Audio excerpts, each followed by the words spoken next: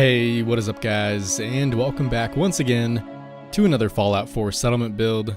Today we're going to be continuing our vault build that we started a very long time ago. And back then we had only done the atrium, so today we're going to be checking out the overseer's office. And with that being said, let's go ahead and get a closer look. So before we head into the overseer's office, I wanted to show you where it was in relation to everything else.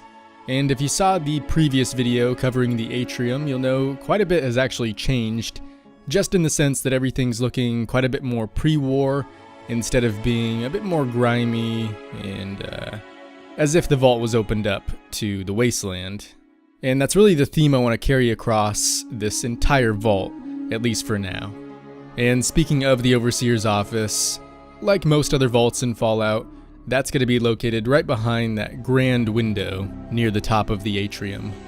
Now I will say, making vaults, especially in a pre-war style, is probably my least favorite type of build, so you may be asking, well, why the hell am I doing it then?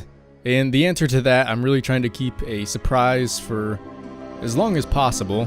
But I will say this, in order to achieve that end result, basically we have to finish a sort of pre-war vault in its entirety, which sure may be a bit of extra work, but on the bright side, once everything's all said and done, you guys are going to have two different versions of this thing to download.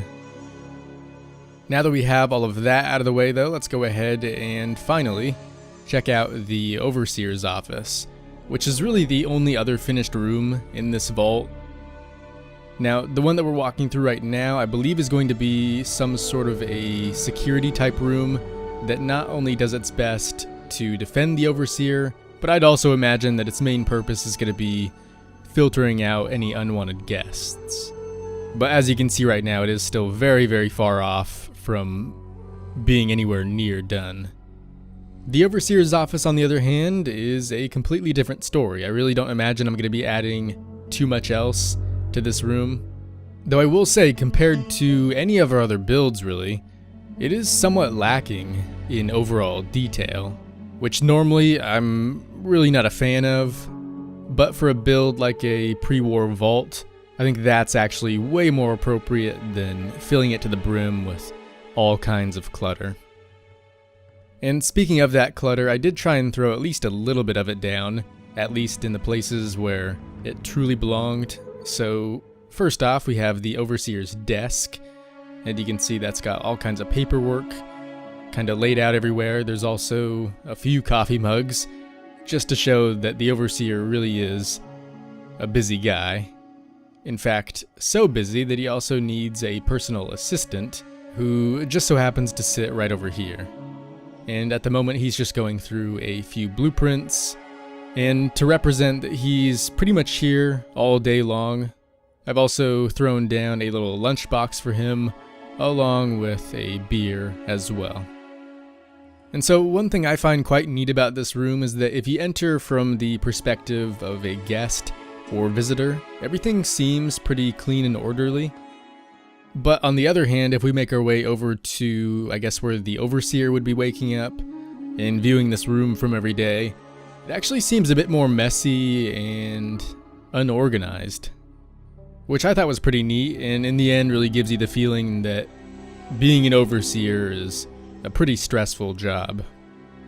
And before we check out any of the other rooms inside of the overseer's office, I wanted to go over a few of the other major details, such as the little food bar in the back. And I think overall this just shows that sometimes the overseer doesn't have time to head all the way downstairs to the cafeteria, and so that's why we've got coffee and even some cereal here for any busy mornings. Additionally, to the right of that is a lounge area that really anyone could come and sit at, not only the overseer or his assistant, but also any visitors who come by and are just waiting a turn to finally get a chance to speak to the overseer. Other than all of that, there's a bit more storage, but aside from that, that's really about it. So let's go ahead and make our way inside the bathroom, and then we'll go ahead and check out the overseer's bedroom. So just like the rest of the office, I tried to keep the bathroom very clean and orderly, at least compared to the rest of the Commonwealth. And honestly, there's really not too much you can say about this.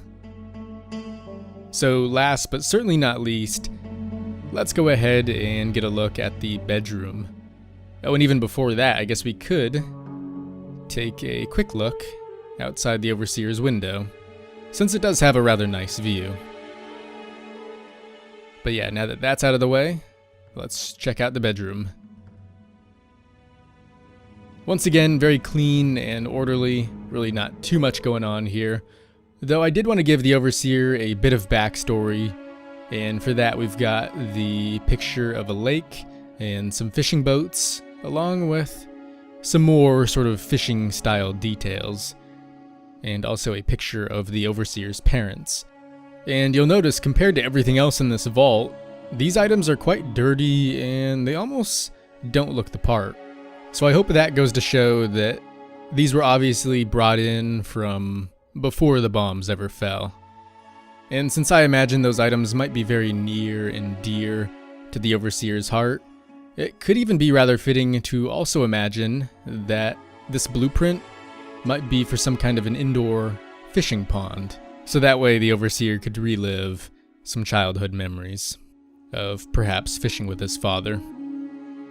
But yeah, apart from that, we've got a great big container that could store all sorts of stuff, the overseer's bed, a TV, armor stand, and also some smaller details over here on the nightstand. But really, not too much else. I mean, like I said, I tried to keep everything very clean and orderly, and unfortunately with that comes, I guess you could say, a lack of detail. But at least for now, that is a price I'm willing to pay in order to make this really seem like a pre-war vault. But anyways guys, that should do it for today. So hopefully you did end up enjoying the build. And if you're not a fan of pre-war vaults, I don't blame you, neither am I. They're really nothing too special. And honestly, feel free to wait for the final version before you come back. That is, if you really don't like the vaults. But yeah, thanks for watching. Feel free to let me know what you thought down in the comments. And as always, I will see you in the next one.